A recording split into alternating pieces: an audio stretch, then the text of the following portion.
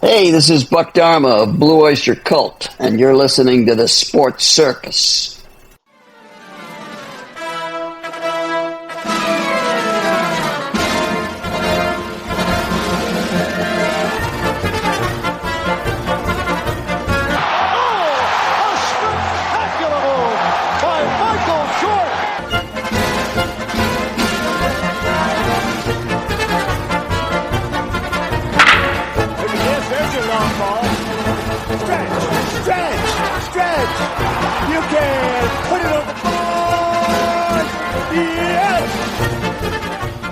Welcome to the Sports Circus. I'm your ringmaster, Sal, live from Las Vegas in the MTV studio, AAMP Television.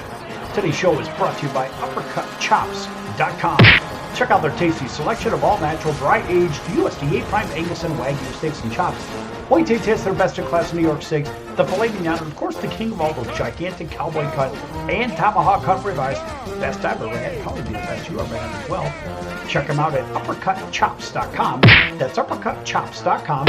Or give them a call, find out what's for dinner, 714-948-0100, 714-948-0100. Again, 714-948-0100 for uppercutchops.com.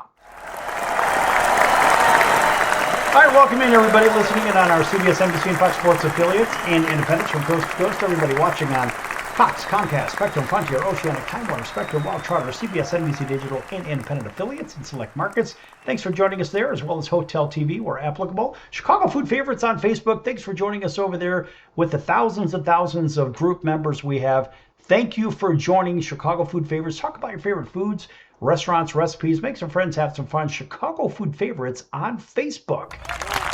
All right. You know, there's a lot of question, and there's always a hot and heated subject for why I don't know. I'll never understand why, when you're talking about sports, it seems with certain people, it doesn't matter what race, color, creed, whatever the hell, I don't really give a damn. I have friends of all sizes, shapes, colors, creeds, whatnot. It doesn't matter.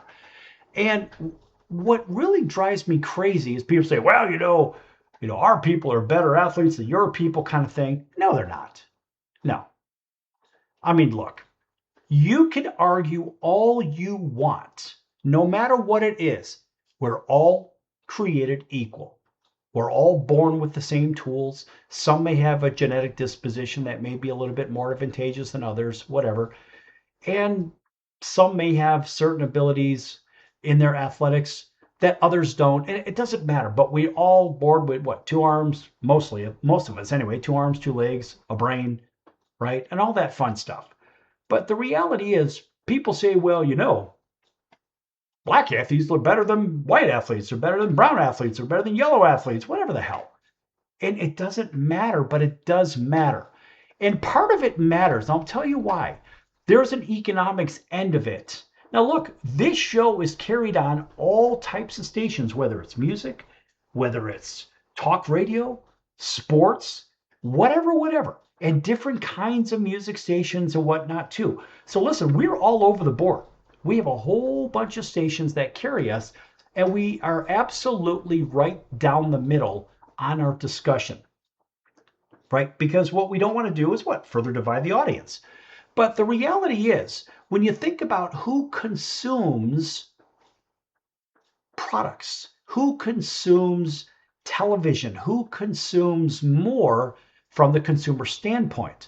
And here's an interesting tidbit, and you could find this on NBC News, and you could find it on, well, shoot, Wikipedia, Reddit, YouTube, NBC again, University of Arizona News.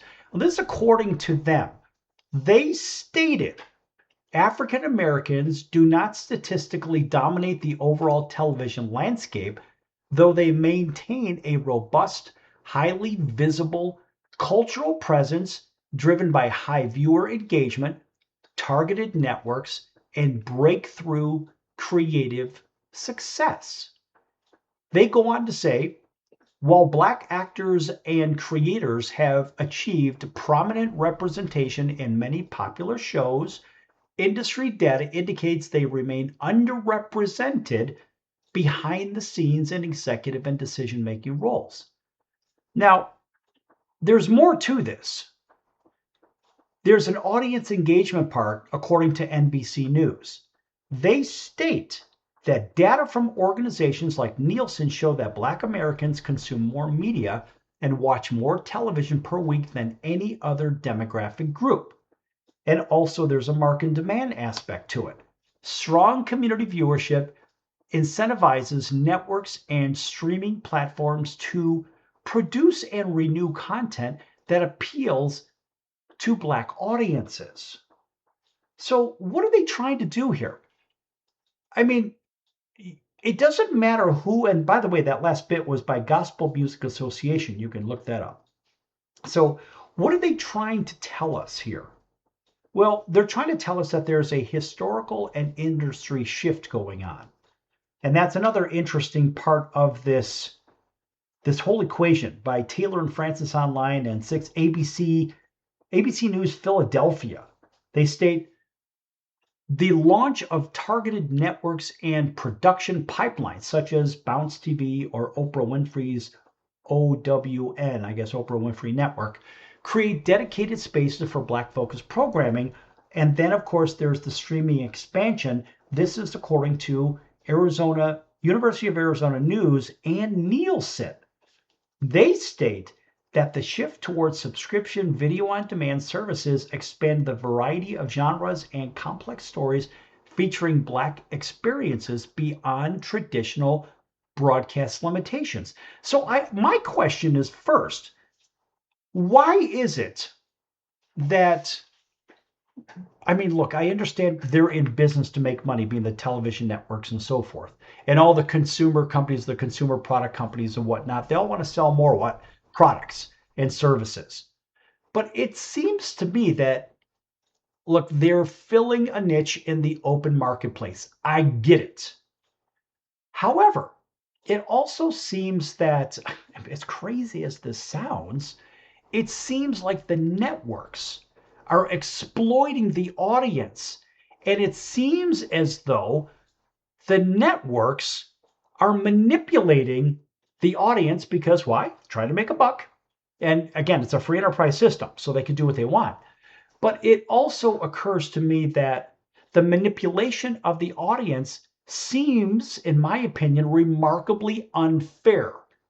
And it's terribly unfair. And I mean, let's go to the bowl games in college football, for example. I mean, here's a crazy thing. Now Tyrone Poole, it's like a little brother to me. Tyrone and I are really, really close friends. And he's been on this show for quite some time. My day-to-day sidekick for a couple of years here on the Sports Circus in our decade of being on air. And Tyrone and I did a show on Black athletes versus white athletes. And it was really interesting because, again, it came down to there was no data to show that anybody had an advantage over anybody. In fact, that was Tyrone's suggestion for a show. I thought it was a great show. We got a lot of great feedback on it. But here's the thing that drives me crazy. I said, Tyrone, you were a college football player over at Fort Valley State. You went to an HBCU.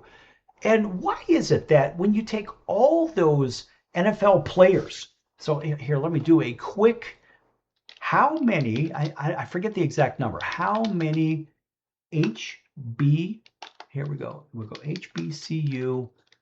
football players, all right, football players are in the Pro Football Hall of Fame. All right, so that, I mean, to me, this is a telling thing here. I'll tell you why I'm going through this in a minute.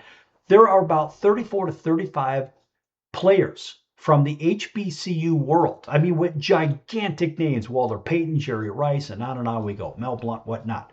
So we think about all these tremendous players that come out of HBCUs. And I took the position for arguing for the Black players. And here's what I came up with after I did the research on this previously.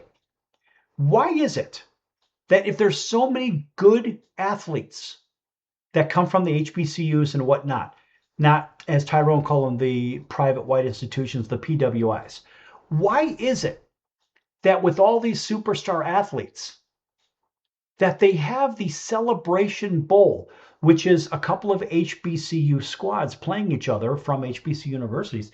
Why is it that it's a virtual nothing bowl game?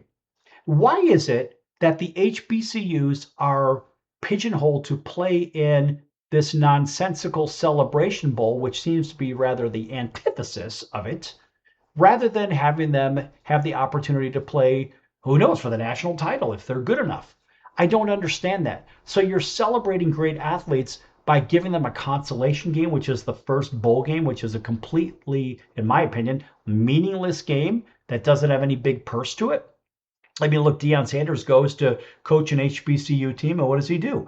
He moves on to Colorado, moves on from there, and eventually he'll probably go on to the NFL, whatever. The point is, it seems like the dump-off point is the HBCUs, and yes, there are a lot of good athletes, but a lot of good athletes from all races, colors, creeds, whatnot. They come from different walks of life for different reasons. I'm going to get into that in the next segment. But I'm just befuddled at why and how the TV networks are targeting a particular demographic. They say, well, they consume more television. Okay, if that is the case, it sounds like you're exploiting a particular group.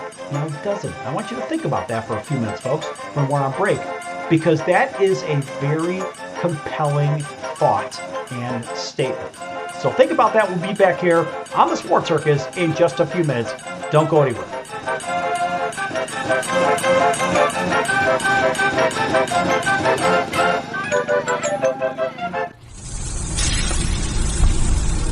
That's the sound of sizzling, dry-aged USDA Prime Wagyu and Angus steaks from UppercutChops.com. Their best-in-class filet mignons, New York steaks, and the king of all steaks, the tomahawk and cowboy cut ribeyes are the best in the business. Even their Prime Wagyu burgers will likely be the best you've ever had. Browse the full selection of steaks and chops at UppercutChops.com from the comfort of your home or on your mobile device. UppercutChops.com delivers all-natural, dry-aged USDA Prime Wagyu and Angus steaks and chops directly to your door, without the hassle of going to the grocery store and fight crowds to pick from a small selection of average and best meats with injected steroids, fillers, and coloring added to look good. Find out what's for dinner at UppercutChops.com or call 714-948-0100. 714-948-0100. 714-948-0100. Or make your selection directly at UppercutChops.com.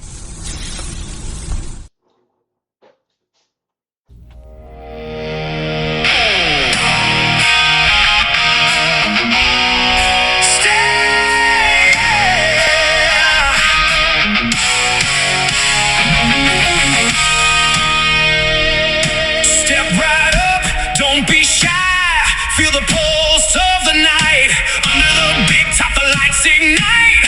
We're ready for the fight.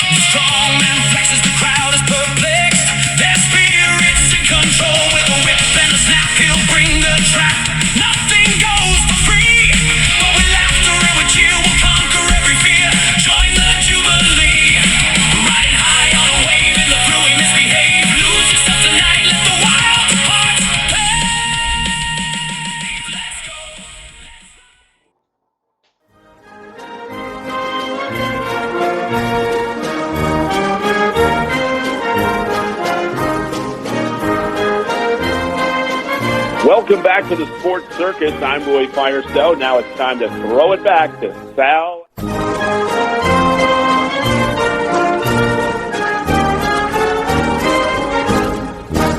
Thank you, Roy, and welcome back to the Sports Circus. I'm your ringmaster, Sal, live from Las Vegas in the AMTV studio, AAMP Television. This segment brought to you in part by our friends at the College of Southern Nevada Athletics.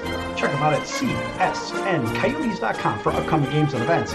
That's the College of Southern Nevada Athletics, csncoyotes.com. Check them out, folks. All right, and welcome back to everybody listening in on our CBS, NBC, and Fox Sports affiliates and independents, including our friends over in Atlanta, waking up with us, listening in on WDJY 99.1 FM, 8 a.m. Monday through Friday, right down the road, Columbus, Georgia, to Montgomery, Alabama, with that antenna right there in Auburn, War Eagle, our friends on WAUD 1230 on the AM dial. That's home of the Atlanta Braves. Thanks for joining us, 7 p.m. Monday through Friday. Up and down the Midwest, out to our friends driving along Interstate 15 through the Mojave Desert, right between sunny Southern California and right here in Las Vegas, listening in on 94.9 FM and 96.9 FM, KNAC, Pure Rock, the legendary rock station. Boy, they've been doing it for decades. And of course, they always get a nice round of applause from us as well. All right, out to our friends in Honolulu, CBS Sports 1500 KHKA. That's home of the 49ers, the Yankees, and the Alabama Crimson Tide. Everybody listening in on that drive home up and down the H1 or H2, pick your favorite Hawaiian island, and plus everybody else on Cox, Comcast, Spectrum, Frontier, Oceanic, Time Warner, Spectrum, Wild Charter, CBS, NBC Digital, and independent affiliates in select markets, Hotel TV where applicable, in about 500,000 rooms in those upscale resorts and hotels, as well as everybody on Chicago Food Favorites on Facebook. Thanks for joining us over on Chicago Food Favorites on Facebook, where you're talking about your favorite friends. Well, I guess you can talk about your favorite friends, too. I'm not really sure. But nonetheless, find your favorite foods, restaurants, and recipes. Make some friends have some fun. Chicago Food Favorites on Facebook.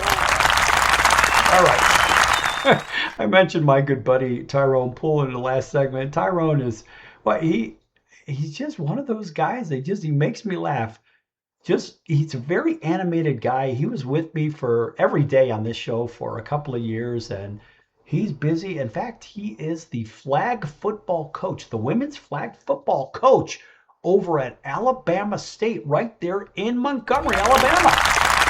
A real pioneer in the flag football world, and especially for the women's. He is their coach, so make sure you check them out. That's Alabama State and our good friend Tyrone Poole. All right, again, Tyrone always gets a nice round of applause. But Tyrone and I did a show on, this was a couple, 3 years ago, I think it was, on black athletes versus white athletes, and it was kind of fun because obviously he and I represent either side, but we actually took the position of our opposite sides. But it was interesting because what we came up with was a really good analysis. You have to go back and check that show out, folks. But what I'm talking about today is something that I think the TV networks are driving the manipulation. I'm going to tell you why. Look, I decided to do this show because I see a lot of disparities on TV. I've been doing this on air for a long, long time. And I understand what news directors do, what news writers do, what journalists do, obviously. But I also understand the athletic side. And I've also been in front of the camera as an actor as well. And so I've seen a lot of the things that go on in front of the camera and behind the scenes of the camera. And what I'm looking at is I've got some really good data here from NBC News and from the University of Arizona and a whole bunch of other good sources, essentially discussing the manipulation of the African American television viewing audience. And so, again, if you're just tuning in, this is according to NBC News, Wikipedia, and the University of Arizona News, etc. They stated here, you could go ahead and search this on your favorite search engine that rhymes with noodle.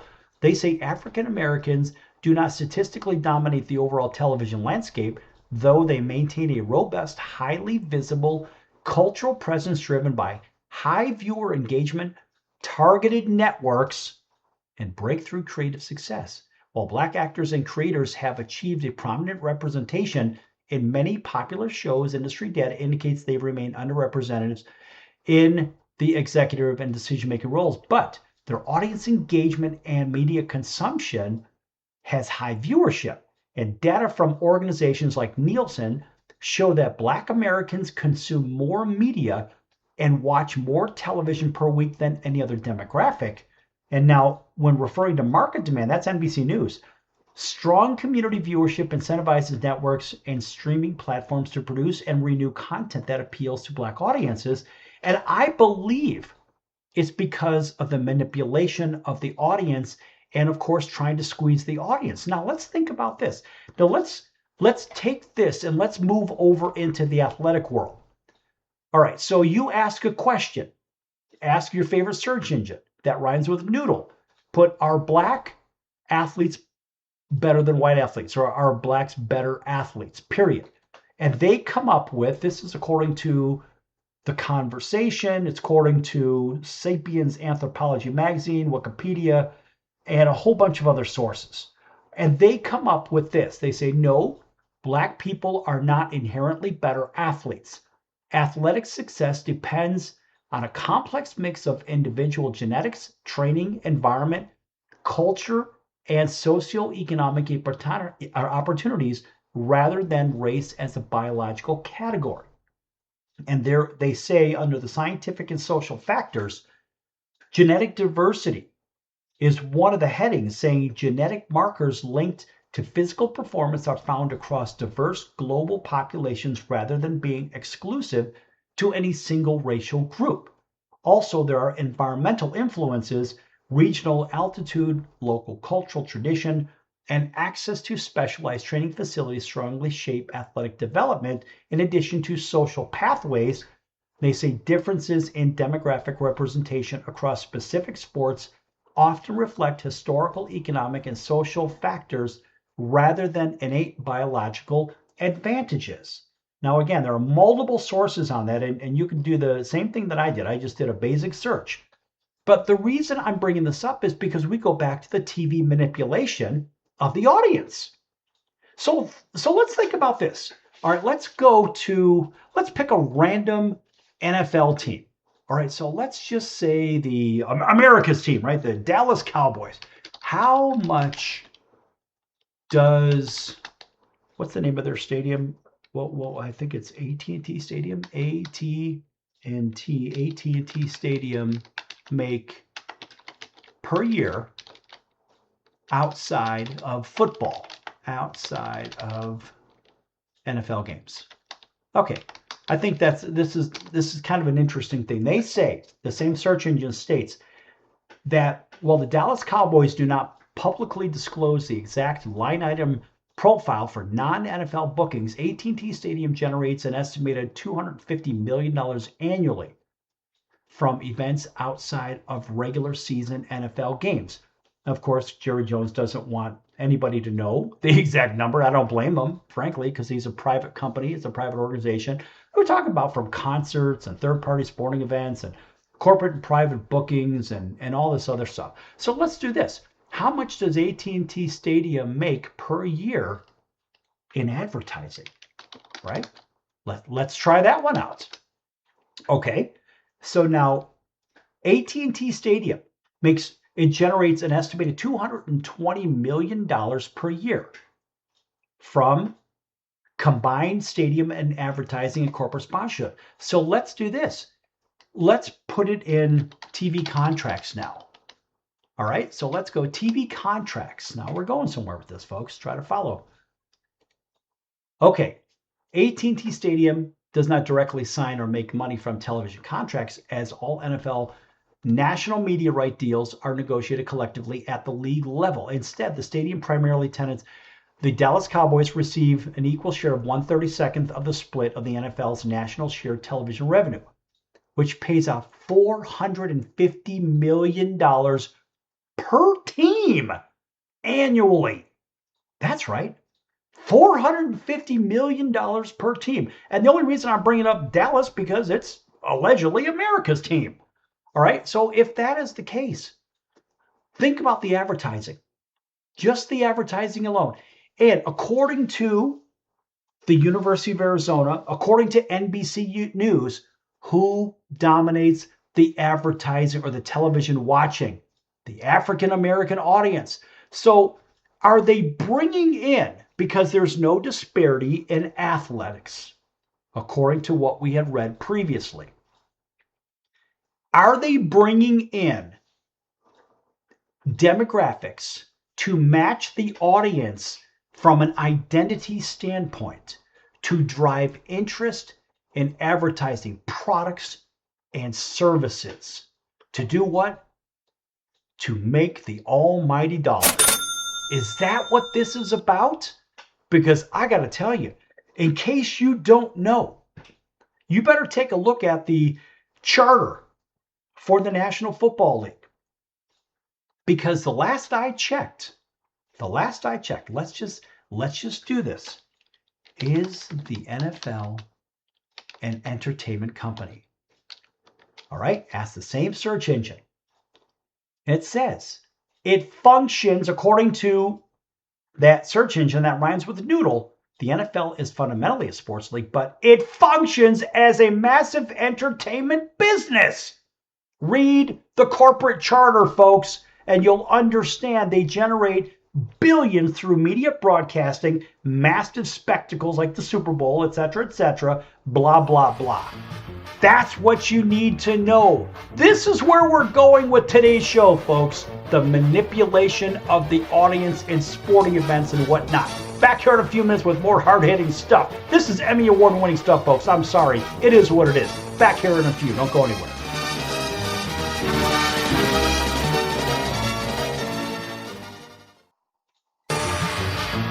I'm your ringmaster Sal of the Sports Circus, a primetime nationally syndicated television, radio, sports, and entertainment show. The Sports Circus covers topics others are too scared to talk about. There's no other primetime show like it on here that'll punch you in the face and you'll beg for more. Join me, Hall of Famers, world champions, and all-star celebrity guests for chaos and controversy here on Libsyn and all podcast platforms, plus thesportscircus.com. Remember, folks, it's a circus and we prove it every day.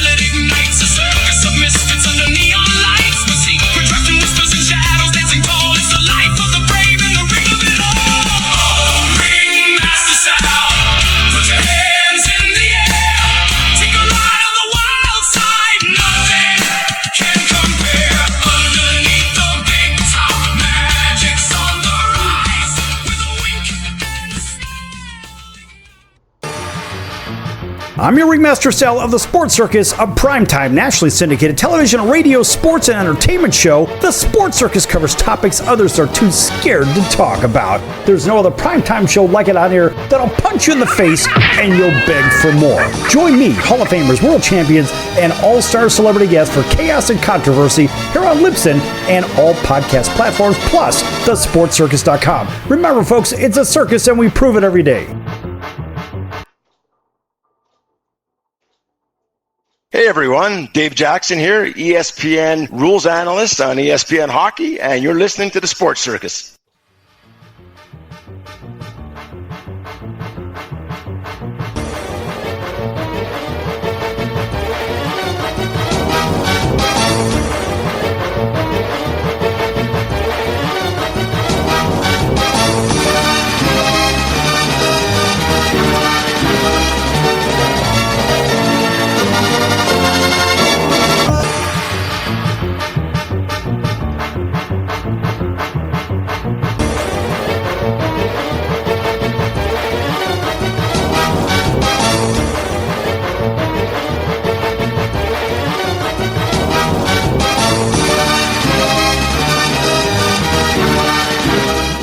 to the Sports Circus. I'm your ringmaster, Sal, live from Las Vegas in the AMP TV studio, AAMP Television. This segment brought to you in part by the Sports Circus. Make sure you check out thesportscircus.com for an upcoming guest, a prior guest, a recorded shows which can be found on Apple, Amazon, Audible, Spotify, Pandora, YouTube, iHeart, Stitcher, Deezer, Libsyn, plus a whole bunch of others. Also, be sure to check out the partners page. Lots of great partners. One of those that we really love is Al's #1 Italian Beef, 1079 West Taylor Street in Chicago's Little Italy.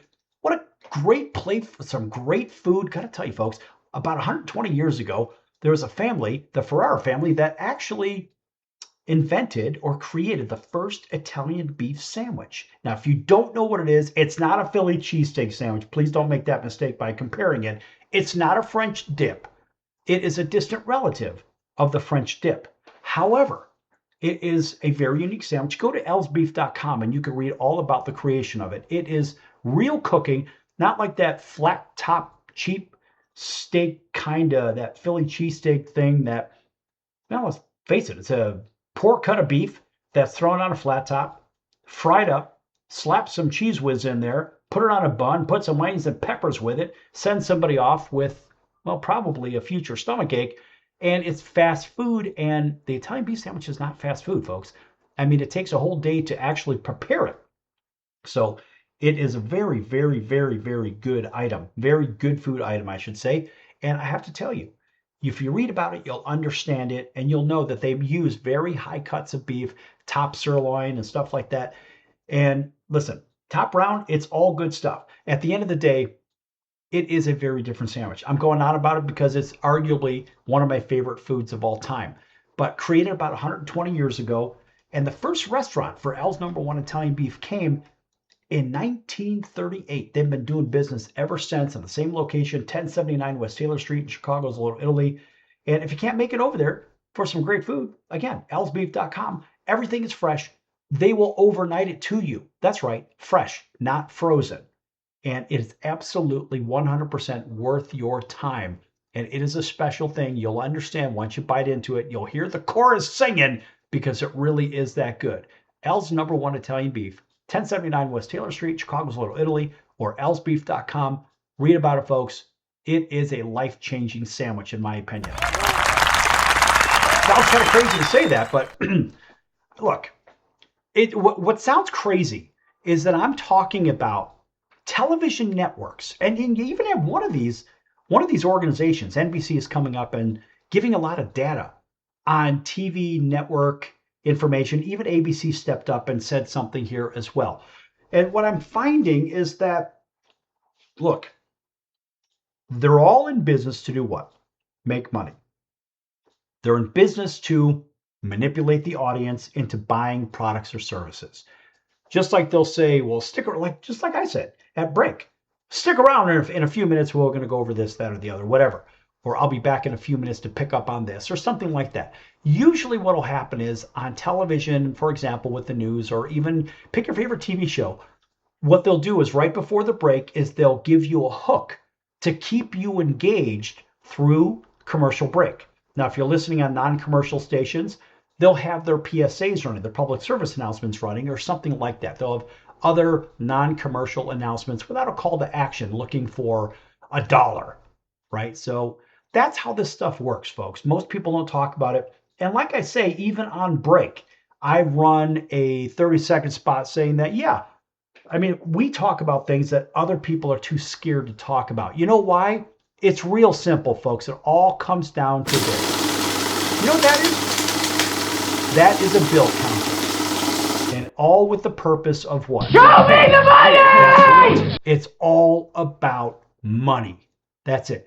So remember, in the first segment, I went over what NBC News and what the University of Arizona News had stated about essentially the black audience dominates the television viewing and they engage more.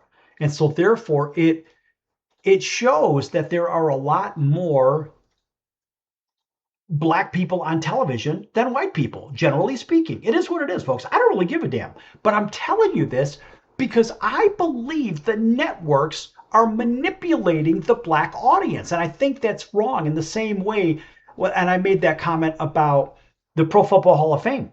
You've got 34, 35 players in the Pro Football Hall of Fame, some of the greatest players that ever played the game, the Jerry Rices, the Walter Paytons, and Mel Blunts, and so forth, all coming from the HBCUs. And the HBCUs in the bowl games, one of the networks gives them, I won't say which one, but I think it's the 4-letter one. What they do is they give the HBCUs, the historical black colleges and universities, they give them what? This nonsensical, in my opinion, BS game called the Celebration Bowl. When you've got all those Hall of Famers coming from the HBCUs, why are you not even giving those schools a shot to compete for the national title? Think about that. I mean, it's counterintuitive. It is the ultimate kick between the legs. I just don't understand it. And I push the schools in the Southeast generally in our broadcast area throughout Georgia, Alabama, etc.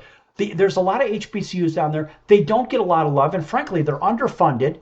And I've been a college recruiter for a very, very long, I've been a college recruiter, for 26 years, an academic recruiter.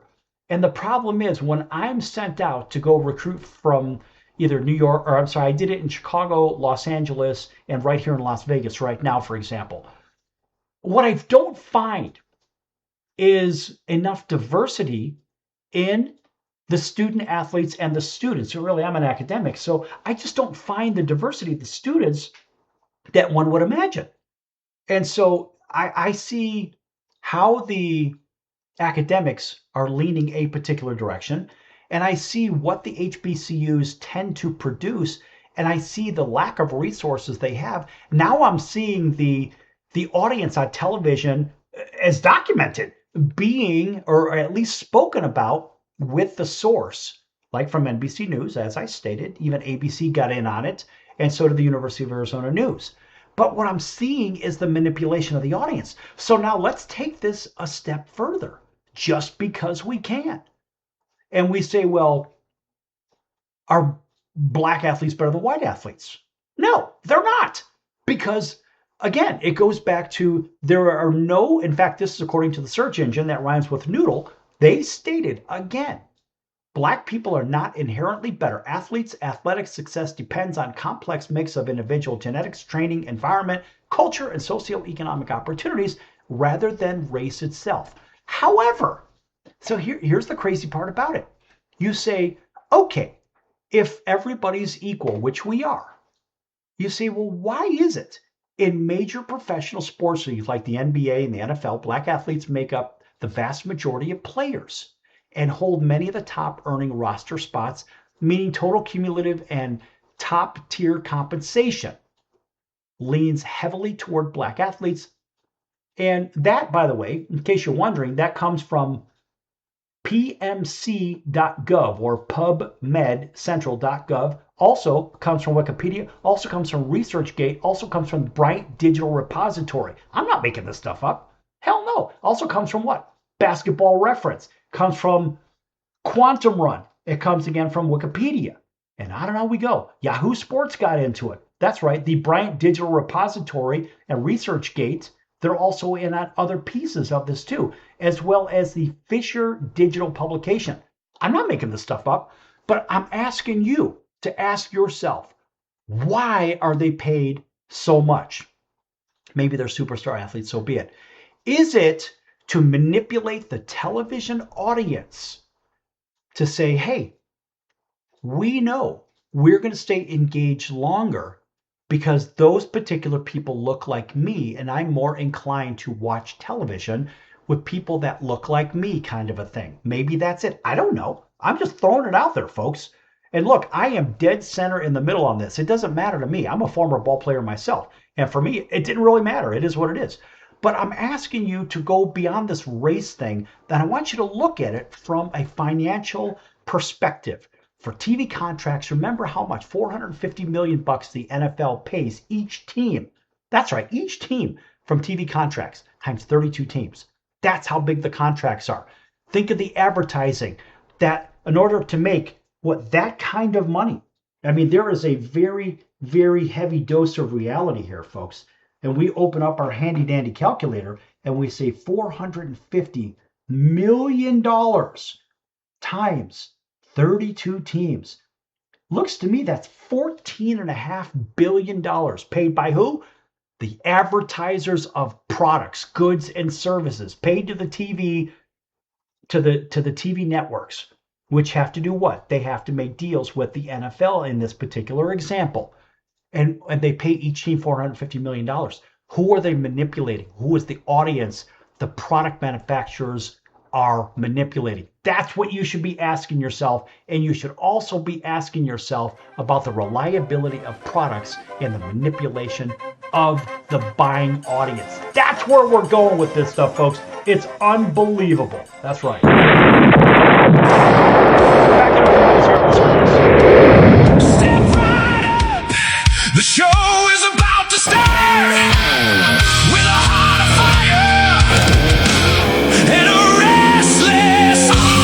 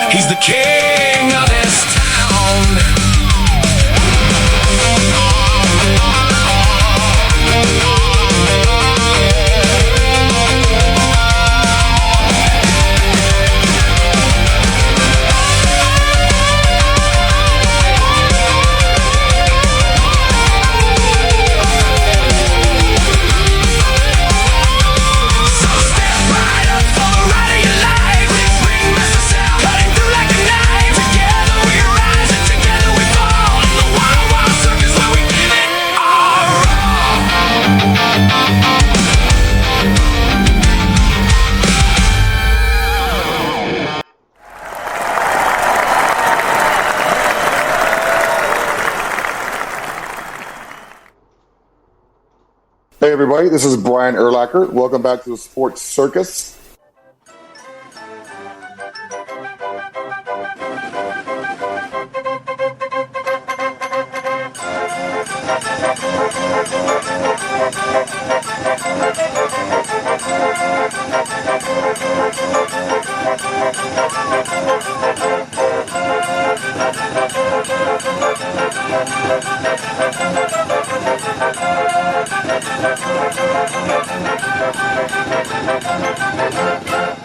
Welcome back to the Sports Circus. I'm your ringmaster Sal, live from Las Vegas in the AMP TV studio, AAMP television. Folks, make sure you check out the store at thesportscircus.com. Lots of great items, hats, hoodies, t-shirts, ball caps, beanie hats, sweatpants, sweat coats, coffee mugs, travel mugs, pillows, blankets, mouse pads, whatnot, all with the clever Sports Circus logo on them. And if you want to know more about that Sports Circus logo, info at thesportscircus.com. There's actually a story behind it, and it's rather clever, I gotta tell you folks. Anyway, that is the store at thesportscircus.com. Make sure you check that out. Mention my name, Ringmaster Sal, for an extra what? 20% off your first purchase. Yes! Yes! All right, welcome back to everybody on TV and radio. You know who you are. Talking about the manipulation, in my opinion, the manipulation of the television networks and the viewing audience. And it turns out that according to NBC News, the University of Arizona News, and other reliable sources, that the black audience makes up the majority of the viewing audience. And so my point was, so look, I've been defending the HBCUs for years and years and years. And it would occur to me that the TV networks are loading up the personalities or personnel on TV in front of the camera to do what? To keep the black audience engaged. That's how I see it. Now, I could be wrong. Hey, listen, there's no reason for you to be mad at this. I'm giving a perspective on this from what I see, and I can tell you from my side of it. I've been in front of the camera and behind the camera on the microphone as you are listening right now. I've been doing this for a very long time, and I have seen some things that I scratch my head at. I'm like, are you kidding me? To me, in my opinion, it is an incredibly dirty business. And look at the NFL. The NFL gives $450 million per team. That's right, $450 million per team per year from TV contracts. The league makes $14.5 billion. That's right, with a B.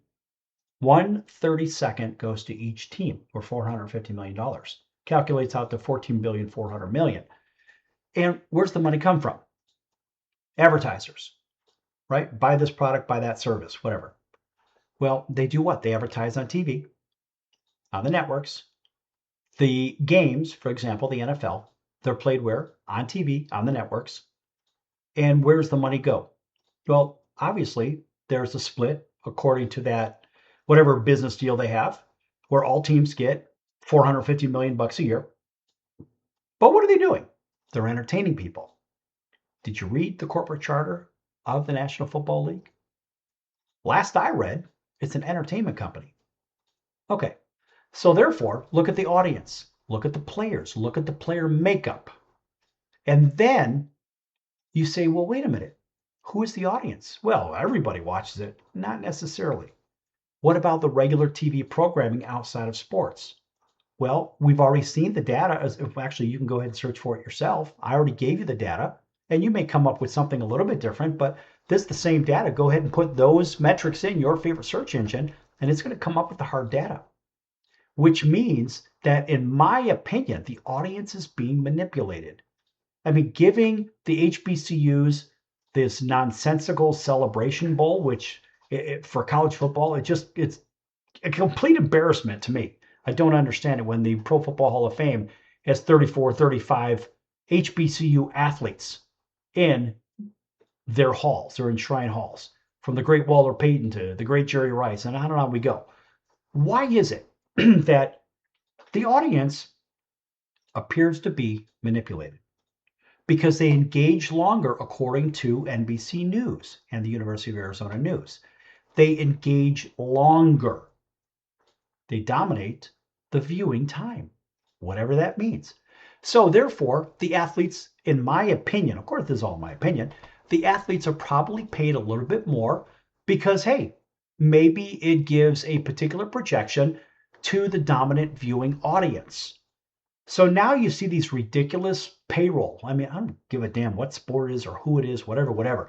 You look at the Forbes list of the highest paid athletes Now, this is according to Yahoo Finance, and this was from not so long ago here.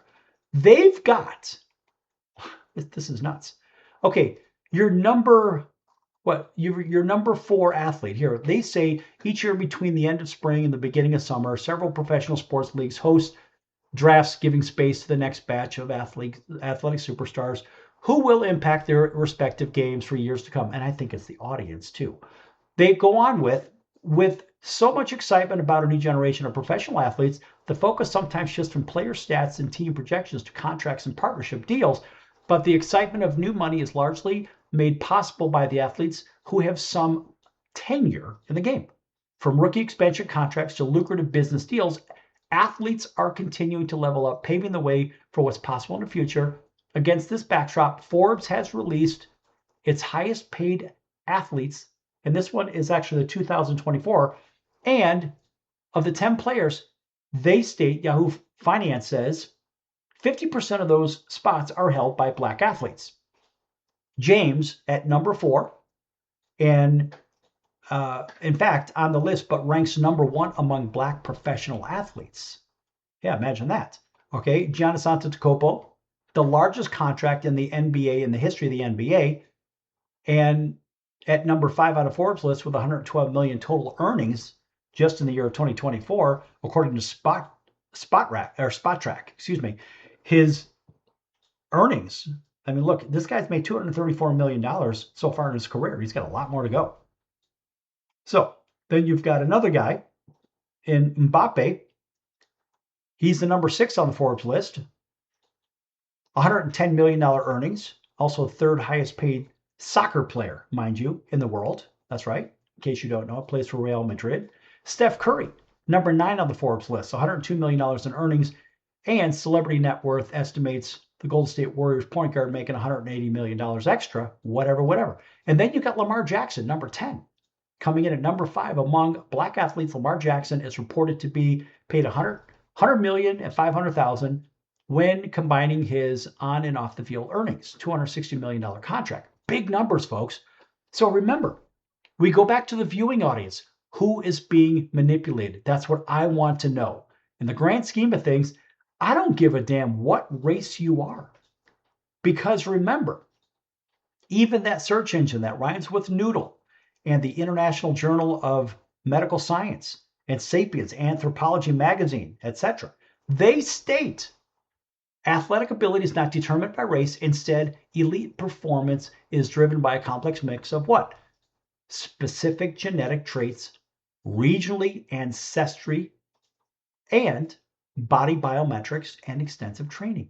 So none of that stuff has anything to do with anything as far as, well, this guy's better because he's this color or that color. Nobody cares. No, look, at the end of the day, it's hunger. Hunger drives this. Do you want to do better? Do you want to be whatever? Okay, but then you ask, they say, okay, we have another search by, of course, the favorite search engine that rhymes with noodle, according to PubMedCentral.gov, Wikipedia, Ebony Magazine. They state that the National Basketball Association, approximately 78% black, 17% white, with a small percentage of Hispanic, Latino, and Asian. The NFL, yes, the NFL, according to Ebony and Drucker Bill, okay, they say the NFL roughly 57% to get player percentage are heavily blacks, actually about 57%, with white players making up a substantial portion of the remaining roster. Major League Baseball, they say Major League Baseball, PubMedCentral.gov, PMC.gov, states roughly 61% white, 31% Hispanic, Latino, and 5% black, according to them. National Hockey League, it's 90% white, according to the same sources. That's Ebony Magazine and whatnot. And a high concentration, obviously, of Canadians, Americans, Europeans. And collegiate athletics. Overall student athletes, approximately 61% white, 16% black, 7% Hispanic, Latino, and 7% multiracial or other groups. Now, football and basketball make up the majority, according to Wikipedia and Statista. They say men's basketball and football teams feature disproportionately higher representation of black student athletes, averaging over 60% in major divisions compared to the general student body. And you may ask why. Frankly, I don't give a damn why. People say, well, there are slave issues and all this other stuff. Well, let me tell you something, folks. In case you don't know, just in case you don't know, English, Irish, German, Italians, Scots, and other Western Europeans migrating to the U.S., guess what? Indentured servants / slaves, in case you didn't know. And even the Italian side, they had what? A slave trade. Just like the African slave trades involving a complex network where certain local rulers and elite middlemen captured and sold human beings, it happened in the kingdom of Dahomey, the Oyo Empire, the Ashanti Empire. That's right. And that's according to countless sources. Even the BBC got involved in this one. So African kings were involved in this, and they essentially sold the labor. In the same light, that's right, in the same exact light, where the Italian, they had this captive demographic part of history, if you will, and they trafficked enslaved people captured from the Balkans, the Caucasus Mountains, that's right, the Caucasus, that's where Caucasian comes from, and the Black Sea region, including what? Russians, Tartars, the Greeks, the Turks, Italians, the Albanians, Sub-Saharan Africans as well. They were all involved in it, but the Italians were they were sold out by the Padrone system, in case you don't know. That's a whole nother issue. Labor brokers is what they were. Sold the people for slaves. So I don't want to hear, well, our people were slaves. Listen, we were all descendants of slaves at some point. Even the Chinese, when they came over, that's right, they built the railroads here in the United States. What about the Native Americans? Everybody has a slave background. So I don't want to hear this reparation crap. If that's the case, if you give it to one, you got to give it to everybody.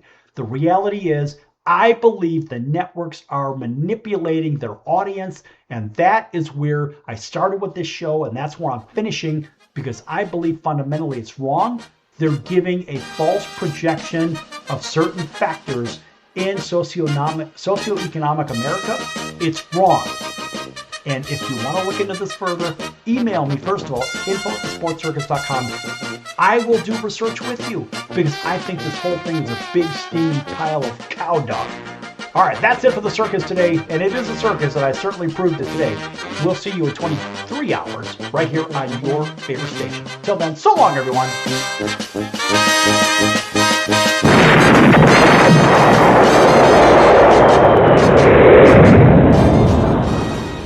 Why pay retail for your next car? Just visit beepinautos.com to find your new-to-you car or truck. They find cars for people, even when cars are hard to find. So just go to beepinautos.com and click on Find Me a Car, and they find your perfect car on the wholesale market. beepinautos.com. They're a car concierge. beepinautos.com. BEEPIN autos.com. beepinautos.com. Now you have a friend in the car business when you need it most. Trusted since 2013. Just click Find Me a Car at beepinautos.com. I'm your ringmaster Sal of the Sports Circus, a primetime nationally syndicated television, radio, sports, and entertainment show. The Sports Circus covers topics others are too scared to talk about. There's no other primetime show like it on here that'll punch you in the face and you'll beg for more. Join me, Hall of Famers, world champions, and all-star celebrity guests for chaos and controversy here on Libsyn and all podcast platforms, plus thesportscircus.com. Remember, folks, it's a circus and we prove it every day.